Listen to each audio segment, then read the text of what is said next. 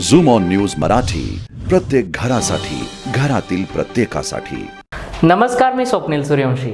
Zoom on news मध्ये आपल्या सर्वांचं स्वागत। बुलेटिनच्या सुरुवातीला एक नजर हेडलाईन्सवर।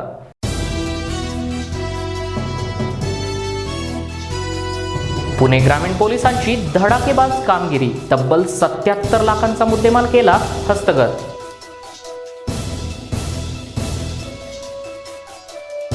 कांताबाई सातारकर यांचं महाराष्ट्राच्या सांस्कृतिक क्षेत्रात मोठं योगदान, मंत्री बाळासाहेब थोरात यांचं विधान।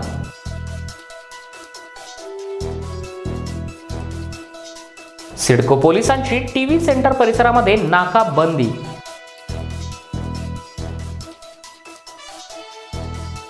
मला समाजाचा भरपूर पाठिंबा आहे, खासदार संभाजीराजे यांचं विधान।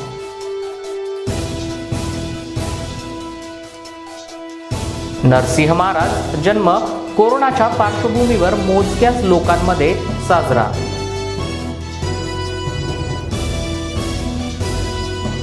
आता पाहुयात सविस्तर बातम्या। पुणे जिल्ह्यातील शिरूर, जुन्नर आणि नगर जिल्ह्यातील पारनेर तालुक्यातील शेतकऱ्यांचे ट्रॅक्टर, जीप, दुचाकी आणि जनावरं चोरणाऱ्या टोळीला पुणे ग्रामीण पोलिसांच्या स्थानिक गुन्हे शाखेनं शिताफीनं अटक केली असून त्यांच्याकडून 77 लाखांचा मुद्देमाल हस्तगत करण्यात आला आहे। या संदर्भात अनेक शेतकऱ्यांनी यापूर्वीच तक्रारी दाखल केल्या होत्या, मात्र गुन्ह्याची पद्धत आणि खबऱ्याच्या माहितीच्या आधारावर या चारही चोरट्यांना ताब्यात घेऊन त्यांच्याकडून 10 ट्रॅक्टर, 2 बोलेरो, जीप तसेच 6 दुचाकी आणि 6 दुभती जनावरं तसेच बँकांचं एटीएम फोडण्यासाठी ऑक्सिजन गॅस कटर आणि अनुषंगिक साहित्य सुद्धा पोलिसांनी जप्त केलाय। जिल्हा पोलीस अधीक्षक अभिनव देशमुख यांच्या मार्गदर्शनाखाली विभागीय पोलीस अधिकारी मिलिंद मोहिते आणि स्थानिक गुन्हे शाखेचे पोलीस निरीक्षक पद्माकर घनवट यांच्या टीमनं ही कारवाई केली आहे।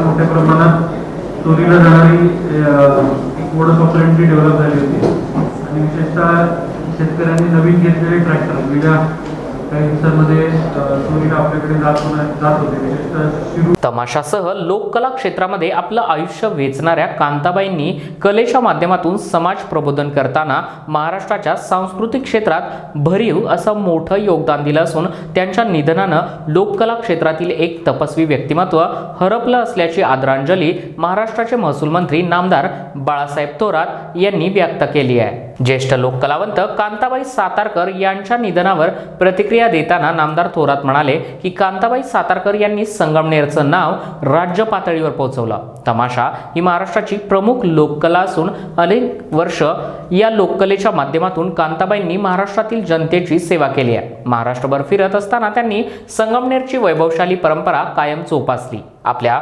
भरदार अभिनयानं त्यांनी अनेक भूमिका देखील गाजवल्या। रायगडची राणी, डोम्या नाग, कलंकिता मी धन्य झाले, महारथी कर्ण, हरिश्चंद्र तारामती, विशाळगडाची राणी, कोंडाण्यावर स्वारी असे विविध वगनाट्य त्यांचे अजरामर ठरले। त्यातील त्यांच्या दमदार भूमिकांना लोकांनी अक्षरशः डोक्यावर घेतलं। कांताबाई सातारकरसह रघुवीर खेडकर या तमाशाच्या माध्यमातून सुमारे 200 कलाकारांना त्यांनी सांभाळलं। अलका, अनिता, रघुवीर, मंदा या चारही मुलामुलींनी आपल्या आईची परंपरा जोपासत सांस्कृतिक क्षेत्रामध्ये मोठं योगदान दिलंय। या परिवाराचा संगमनेरकरांनी कायमच अभिमान बाळगला असून कांताबाई सातारकर यांना राज्य पातळीवर विविध पुरस्कारांनी गौरवण्यात आलं। संगमनेरमधील नागरिकांच्या वतीनं त्यांच्या 75व्या वाढदिवसाचं औचित्य साधून मोठा कृतज्ञता सोहळा आपण साजरा केला होता। त्यांच्या निधनानं महाराष्ट्राच्या सांस्कृतिक क्षेत्राचं मोठं नुकसान झालं असून या क्षेत्रातील ज्येष्ठ तपस्वी कलावंत हरपल्याची भावना नामदार थोरात यांनी यावेळी व्यक्त केली। लोकनाट्य क्षेत्रातील एक ज्येष्ठ कलावंत आणि एक ज्येष्ठ व्यक्तिमत्व कांताबाई सातारकर यांचं आज दुःखद निधन झालं। या क्षेत्रामध्ये त्यांनी बालपणीच पाऊल ठेवलं आणि संपूर्ण आयुष्य या क्षेत्राला वाहून घेतलं। तुकारामजी खेडकर हे नाव महाराष्ट्राला परिचित आहे। ते तमाशा कलावंत म्हणून, तमाशा फडाचे मालक म्हणून आणि त्याबरोबर कांताबाईंचं हे नाव जोडलेलं आहे। त्यांनी काम करत असताना अनेक वगनाट्य बसवली की जे ऐतिहासिक आहे, सामाजिक आहे, जनजागृतीचे आहेत आणि ते सादर केले। ते आजही लोकांच्या स्मरणामध्ये आहेत। त्यांचा निवास हा संगमनेरला होता आणि जिव्हाळ्याचं नातं संगमनेर तालुक्याशी त्यांचे परिचित राहिलं। त्यांचे चिरंजीव रघुवीर खेडकर हे आज ही कला पुढे नेतायत। या ज्येष्ठ व्यक्तिमत्व गमावल्याचं दुःख साहजिकपणे आपल्या सर्वांना आहे. औरंगाबाद शहरामध्ये पोलीस आयुक्त निखिल गुप्ता यांच्या आदेशानं मंगळवारी 25 मे रोजी सिडको पोलिसांनी पोलीस निरीक्षक अशोक गिरी यांच्या मार्गदर्शनाखाली टीव्ही सेंटर भागामध्ये नाकाबंदी करण्यात आली आहे. यावेळी विनाकारण फिरणाऱ्या नागरिकांची कोरोना चाचणी करण्यात आली आहे. दुपारपर्यंत 53 नागरिकांची चाचणी करण्यात आली. त्यात कोणीही पॉझिटिव्ह न आल्याची माहिती पथकातील डॉक्टर राठोड यांनी दिली आहे. विनाकारण मिळणाऱ्या वाहनधारकांवर मोटार वाहन कायद्याप्रमाणे दंडात्मक कारवाई करण्यात आल्याची माहिती पोलिसांनी दिली आहे. नाकाबंदीच्या ठिकाणी सिडको पोलीस ठाण्याचे पोलीस उपनिरीक्षक Aher, police head constable Nagare, Somase, Kotkar, Ratnaparkhi आणि वाहतूक शाखेच्या पोलीस कर्मचाऱ्यांची उपस्थिती होती. शहरातील कोरोनाची साखळी तोडण्यासाठी मनपा आणि पोलीस प्रशासनाची मोठी कुमक जमा झाली असून यामुळे शहरातील कोरोनाबाधित रुग्णांची संख्या झपाट्यानं कमी झाली आहे. माझं नाव डॉक्टर सूरज रावसाहेब राठोड. आज टीव्ही सेंटर चेकपोस्टवरती सकाळपासून जवळपास 53 टेस्ट झालेले आहेत, रॅपिड अँटीजन टेस्ट झाले आहेत आणि त्यामध्ये एक पण पॉझिटिव्ह निघालेला नाही आहे आज. आणि मागच्या 7 दिवसापासून आपला पॉझिटिव्हिटी रेट खूप कमी झालेला आहे आणि अशा प्रकारे आपण जवळपास रिकव्हरीच्या दिशेने चाललेलो आहे. त्यामुळे जवळपास या ठिकाणी सकाळच्या सत्रामध्ये जवळपास 101 टेस्ट होतात आणि संध्याकाळच्या सत्रामध्ये पण 100 टेस्ट होतात. एवढं टार्गेट डेली दिलेलं आहे आणि त्यानुसार टेस्टिंगचा आपल्या पॉझिटिव्हिटी रेट कमी होत चाललेला आहे. त्यामध्ये सहकार्य कोणाचे टेस्टिंग करतात? आपले पोलीस बांधवांनी खूप जास्त सहकार्य केलेलं आहे. जिथे जिथे गरज पडली तिथे त्यांनी मदत केलेली आहे. त्यामुळे मी त्यांना मनापासून धन्यवाद म्हणू इच्छितो. थँक्यू.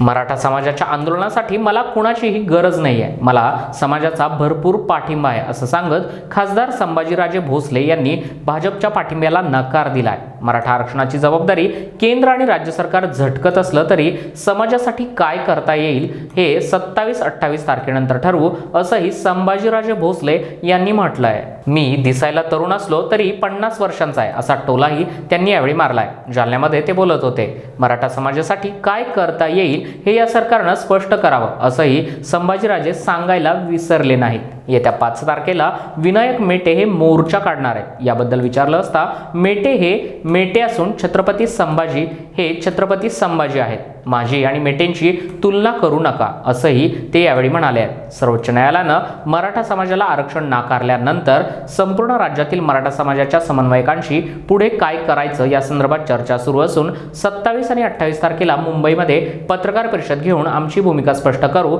असंही ते यावेळी म्हणाले आहेत. राजकीय नोकरीमध्ये पदोन्नतीचे जे आरक्षण होतं त्यावरून सरकारने आता पुन्हा घुमजाव केला आणि त्याला स्थगिती दिली. या संदर्भात काय? नाही, मला नाही वाटत. चुकीचा प्रश्न तुम्ही करायला लागले. अजित पवारने नितीन राऊतांनी हे बोलल्यानंतर अजित पवारने हा विषय क्लिअर केलाय आणि हे जरा 2-3 दिवस झाले त्याला सांगून. मला नाही वाटत तो विषय काय राहिलेला आहे. आरक्षणाची मुळात नेमकी जबाबदारी केंद्राची की राज्याची? आता राज्य तर केंद्रावर ढकलते आणि केंद्र राज्यावर ढकलते. नेमकं तुम्हाला काय वाटतं? तेच आता 27-28ला सांगून आता जबाबदारीपेक्षा नेमकं काय करता येईल, मराठा समाजाला न्याय देता येईल याच्याकडे आपण बघू. मेटेंचा 5 तारखेला मोर्चा आहे. आपला महाराष्ट्रभर प्रवास चालू आहे. 2 वेगळे प्रवास चालू आहेत. मला आणि मेटेल तुम्ही का तुलना करतात? पहिलं म्हणजे मेटे संभाजी छत्रपती आहे. माझ्याबद्दल तुम्ही बोला, मग मी बोलेन. त्यांनी आंबेगाव तालुक्यातील रांजणी गावामध्ये असलेले लाखो भाविकांचे श्रद्धास्थान नरसिंह महाराज यांचा जन्म कोरोनाच्या पार्श्वभूमीवर मोजक्या लोकांच्या मध्ये पार पडलाय. देवजन्म साध्या पद्धतीनं करून रांजणी गावच्या ग्रामस्थांनी प्रशासनाला सहकार्य केलं आहे. यावेळेस ट्रस्टींनी रांजणी ग्रामस्थ आणि भाविकांना लाईव्ह घरी बसून देवजन्म दाखवण्यात आला असून घरी बसून देवदर्शन घेण्यात यावं असं आवाहन रांजणी गावचे लोकनियुक्त सरपंच भगवान शेटवाघ यांनी यावेळी केलं आहे. Vilas Bhor, zoom on news, Ambegaon.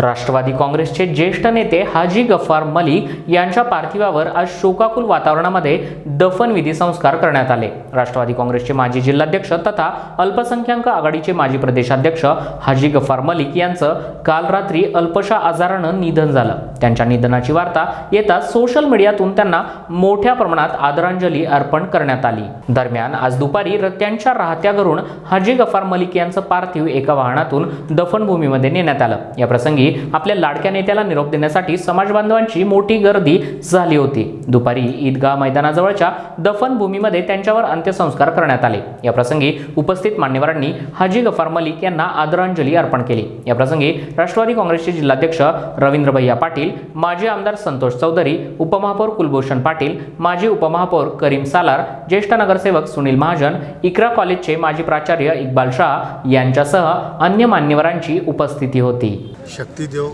अशीच मी प्रार्थना करतो व त्यांना श्रद्धांजली अर्पण करून आदरांजली वाहतो आणि नमस्कार करतो। माजी उपमहापौर करीम सालार। पिछले 50 सालों से हम लोग साथ में काम कर रहे हैं। हमें इस बात का फ़ख्र है कि गफ़ार भाई सभी जानते हैं कि उनके माजी में किन हालात से वो गुज़र रहे थे। उन्होंने अपने दोस्तों और अपने साथियों के कहने पर एक नई ज़िंदगी की शुरुआत की। एक टीचर की फैमिली को एक टीचर की तनख्वाह कहाँ पुर सकती है, उन्होंने बहुत बड़ा एम्पायर खड़ा किया। एजुकेशन के अंदर एंग्लो उर्दू हाई स्कूल के वो प्रेसिडेंट है, इकरा एजुकेशन सोसाइटी के वो फाउंडर मेंबर और जनरल सेक्रेटरी है।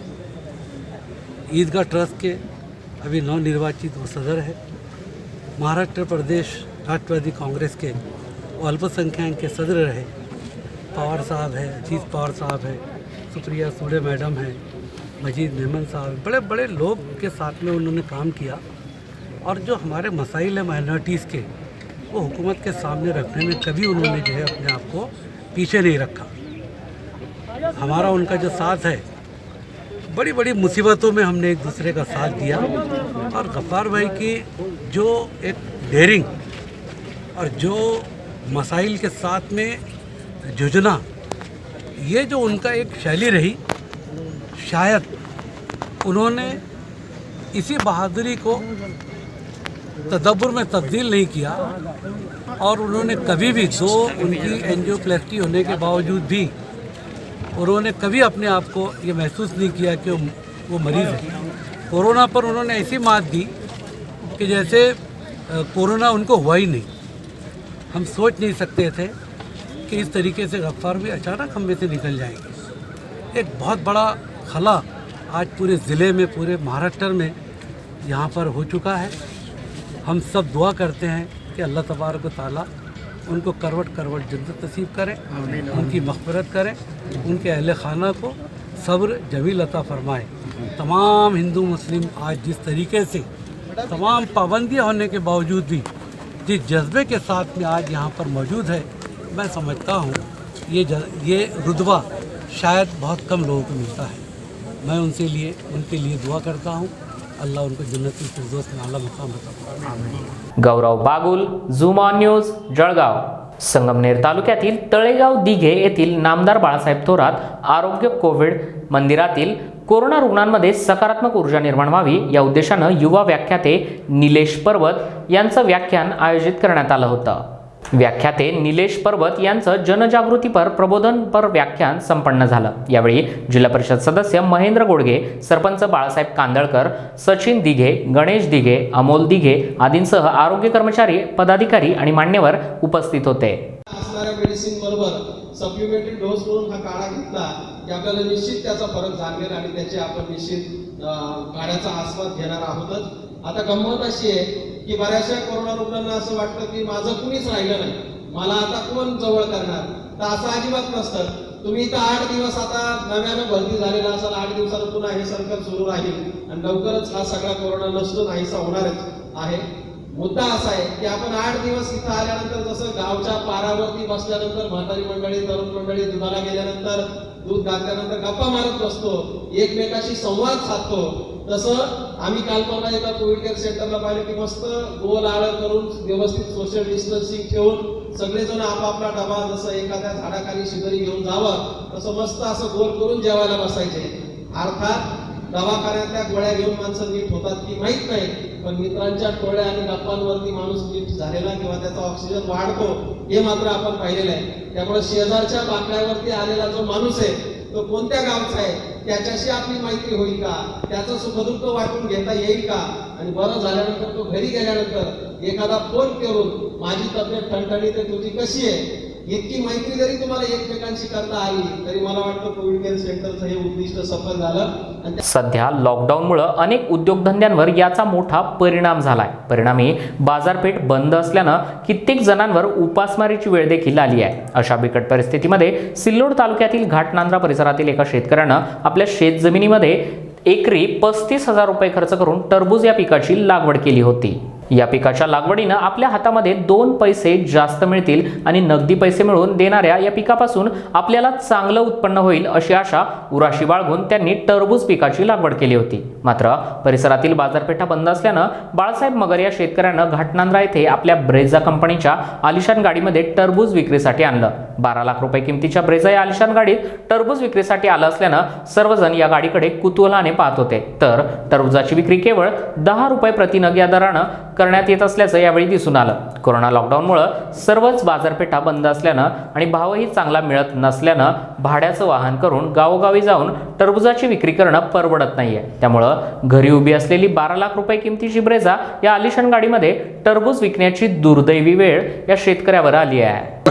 कोरोना महामारीमुळे शेतकऱ्यावर मोठं संकट कोसळलं. या संकटामुळे काय आलं, शेतीला जो आपला जो खर्च लागलेला आहे तो खर्चसुद्धा आम्ही आता टरबूज लावलेले आहे तर त्याचे खूप भाव कोसळले लॉकडाऊनमुळे. तर ते आम्ही जो खर्च केलेला आहे तो खर्च पण निघणं मुश्किल झाला आहे. तर मंडी पण बंद असल्यामुळे आम्हाला आता विकावं लागत आहे गावोगावी जाऊन.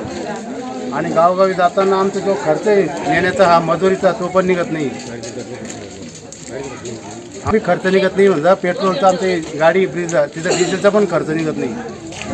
त्याच्यामुळे खूप नुकसान झालं यातून शेतकऱ्यांचं लॉकडाऊनमुळे.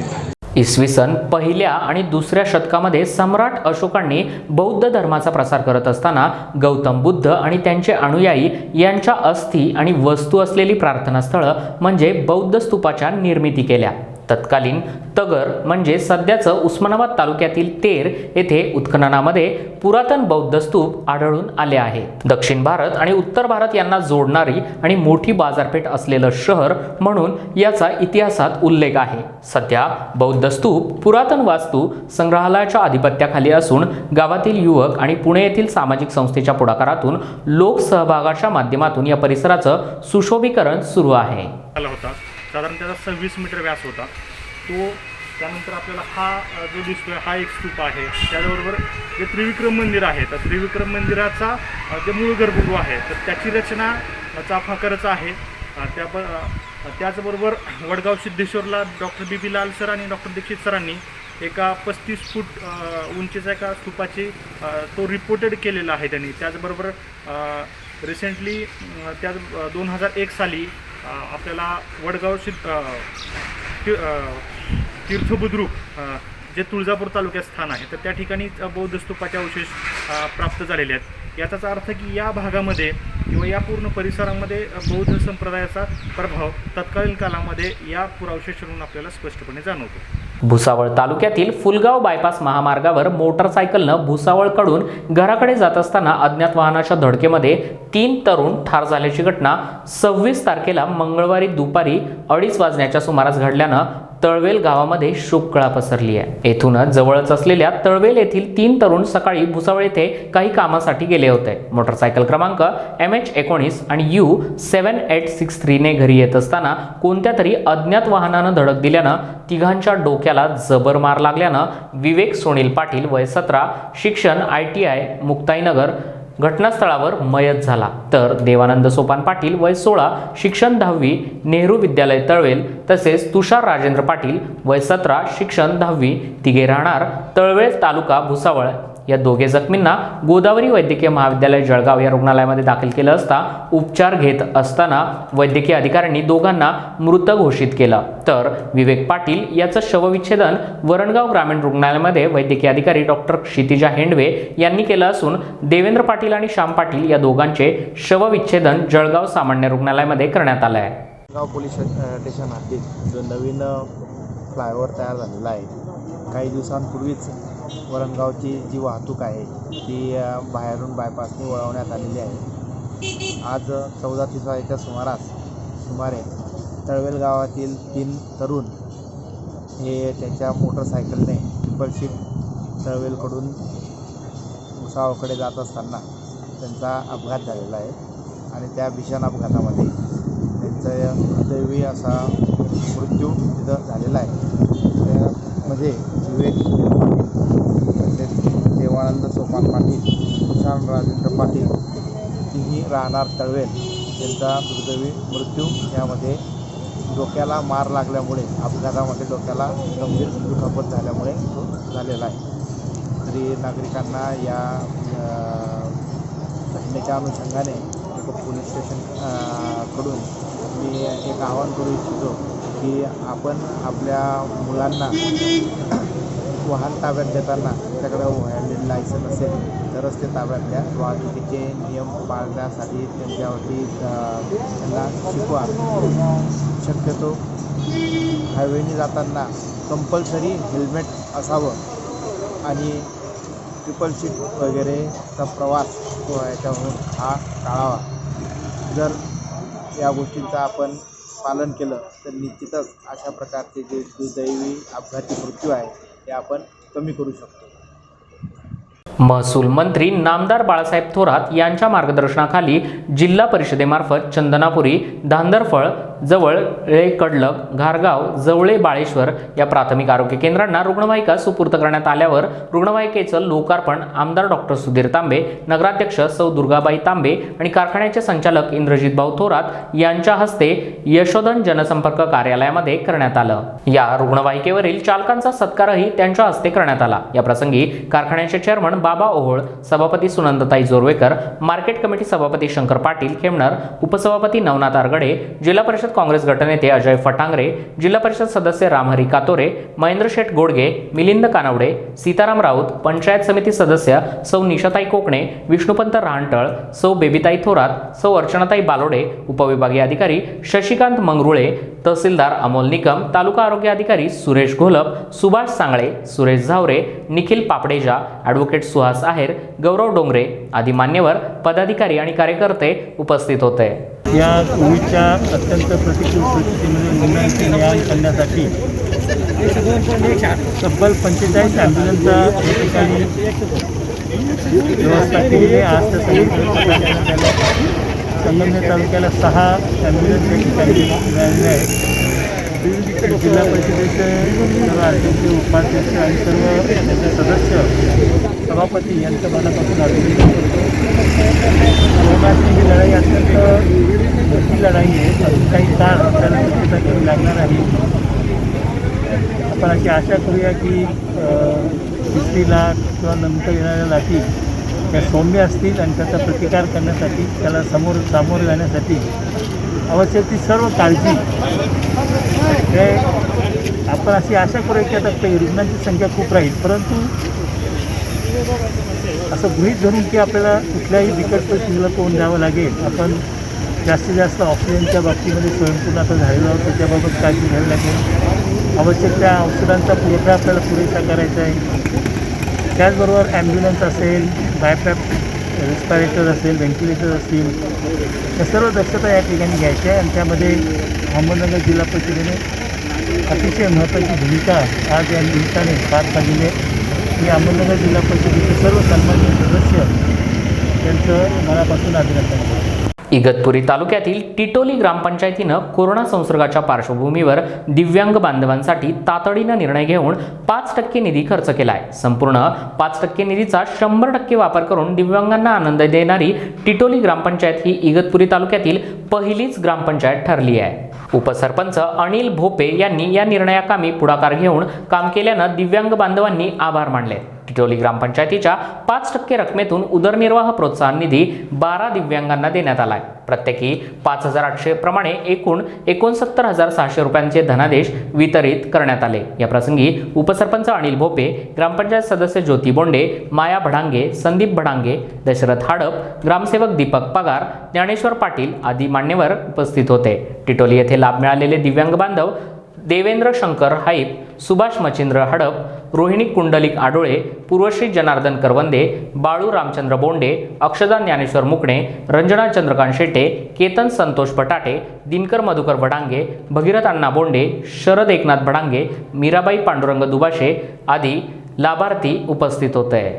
ग्रामपंचायत टिटोली सर्व सन्माननीय सदस्य आणि सरपंच उपसरपंच यांच्या माध्यमातून शासन निर्णयानुसार दिव्यांग बांधवांना 5% हा खर्च दिला जातो. ती योजना आम्ही 100% आमच्याकडून या ठिकाणी राबवत आहोत. वर्षाच्या सुरुवातीलाच आणि कोरोना महामारीच्या पार्श्वभूमीवर सर्व दिव्यांग बांधवांना या ठिकाणी आम्ही धनादेश देऊन या ठिकाणी योजना आम्ही कार्यान्वित करत आहोत. असा या आजच्या कार्यक्रमाचं स्वरूप आहे. राष्ट्रवादीचे नेते आणि अल्पसंख्याक आघाडीचे माजी प्रदेशाध्यक्ष हाजी गफार मलिक यांच्या अंत्ययात्रेमध्ये हजारोंच्या संख्येत नागरिकांनी गर्दी केली होती. अंत्ययात्रेमध्ये या प्रसंगी मोठ्या प्रमाणात पोलीस फौजफाटा तैनात करण्यात आला होता. मात्र पोलिसांसमोरच जिल्हाधिकाऱ्यांच्या आदेशाची पायमल्ली करण्यात आली आणि अंत्ययात्रेमध्ये अनेक जण मास्क विना तर अनेक पदाधिकाऱ्यांना देखील मास्कचा विसर पडला होता. अंत्ययात्रेमध्ये राष्ट्रवादीचे जिल्हाध्यक्ष रवींद्र भैया पाटील, माजी आमदार संतोष चौधरी यांच्यासह अनेक नगरसेवकांची आणि पदाधिकाऱ्यांची उपस्थिती होती. मात्र एकीकडे जिल्ह्यामध्ये कोरोना संसर्ग रोखण्यासाठी प्रशासनाच्या वतीनं कठोर कार्यवाही केली जाते. मात्र अंत्ययात्रेमध्ये या प्रसंगी सोशल डिस्टन्सिंगचा फज्जा उडाला असताना देखील पोलीस देखील हतबल झाल्याचं चित्र पाहायला मिळत होतं. मुंबईतील 3 मोठ्या कोविड हॉस्पिटलांना मॉन्सून येण्याच्या आधी तयारी करण्यासाठी BMCनं एक मोठा निर्णय घेतला. या निर्णयानुसार मुंबईतील BKC, दहिसर आणि मुलुंड कोविड सेंटरला 1 जूनपर्यंत कोणत्याही नवीन कोरोना रुग्ण भरती करण्यास मनाई करण्यात आली आहे. गेल्या वर्षी पावसाळ्या दरम्यान कोविड रुग्णांचे मोठ्या प्रमाणावर हाल झाले होते. यावर्षी ती पुनरावृत्ती होऊ नये म्हणून पालिकेनं हा निर्णय घेतलाय. सध्या मुंबईमध्ये मॉन्सून पावसाळा येण्यासाठी जवळपास 2 आठवड्यांचा अवधी असून यापूर्वी सर्व हॉस्पिटलची साफसफाई करणं तसेच विविध कामं करणं यासाठी हा अवधी घेण्यात येत असल्याचं हॉस्पिटल प्रशासनाकडून सांगितलं जात आहे. जी आप देख सकते हैं, जैसे ये स्ट्रक्चर ऑलरेडी 1 साल पुराना स्ट्रक्चर है, तो थोड़े से स्ट्रक्चरल रिपेयर्स इसकी ज़रूरत थी. जैसे बाजू का कपड़ा हो गया या फ्लोरिंग हो गया, तो उसका काम अभी फ़िलहाल चल रहा है. हमारे जितने भी हॉल्स हैं सारे हॉल्स में कार्पेटिंग और स्पेशली फ्लोरिंग का चल रहा है, क्योंकि बारिश में कई बार पानी वगैरह जम जाता है. तो उसके लिए सावधानी के तौर पर हम लोग कार्पेटिंग और फ्लोरिंग का काम अभी चल रहा है सारे हॉल. तैयारियां हैं, कितने पेशेंट आ रहे हैं या नहीं है? जी फिलहाल तो हमारा सेंटर पेशेंट्स हम लोग नहीं ले रहे हैं, क्योंकि सारी जैसे आप देख रहे हैं रिपेयर वर्क्स हो रहे हैं. उसके लिए जैसे ही रिपेयर वर्क्स हमारे एक्सपेक्टेड है 31 तक ख़त्म होने के लिए, तो हम लोग प्लान कर रहे हैं कि 1 तारीख से वापस पेशेंट लेने के लिए. किन हॉस्पिटलों में 1 तारीख तक पेशेंट नहीं लिए जाएंगे? सर उसका मुझे ज़्यादा आइडिया नहीं है, बट एटलीस्ट जम्बो सेंटर जैसे हमारा है वहाँ पे कई जगहों पे अभी मेंटेनेंस का काम चल रहा है बारिश की तैयारी के तौर पर. तो तब तक 1 तारीख तक मोस्ट प्रोबेबली सारे सेंटर्स में तो ले ही लेंगे. जिनका थोड़ा बहुत बाकी होगा वो 2-4 दिन आगे पीछे लेकिन ले लेंगे अभी पेशेंट. बारिश में देखा गया था कि कई जगह के छप्पर उड़ गए थे, पानी घुस गया था. इसको लेकर क्या तैयारियां हैं? सर वही है ना, अभी हम सारे स्ट्रक्चरल मॉडिफिकेशंस ही कर रहे हैं अभी, ताकि अभी जैसे साइक्लोन भी आके गया है तो उस वक्त भी हमें पता चल गया है कि कहाँ कहाँ कमियाँ हैं. तो उस हिसाब से हम उसको मॉडिफाई करके स्ट्रक्चर को और मजबूत करने की कोशिश कर रहे हैं. बुलेटिनच्या शेवटी पुन्हा एकदा एक नजर हेडलाईन्सवर.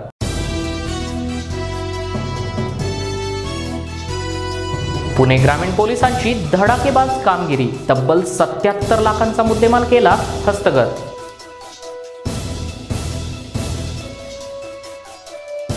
कांताबाई सातारकर यांचं महाराष्ट्राच्या सांस्कृतिक क्षेत्रात मोठं योगदान, मंत्री बाळासाहेब थोरात यांचं विधान.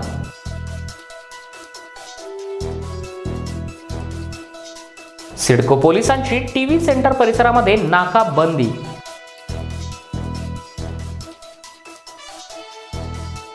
मला समाजाचा भरपूर पाठिंबा आहे, खासदार संभाजीराजे यांचं विधान.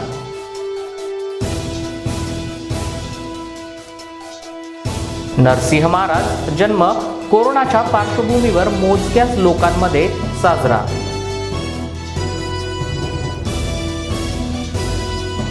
या होत्या दिवसभराच्या सविस्तर बातम्या. पुन्हा भेटूया पुढील बातमीपत्रात. तोपर्यंत पाहत राहा झूम ऑन न्यूज.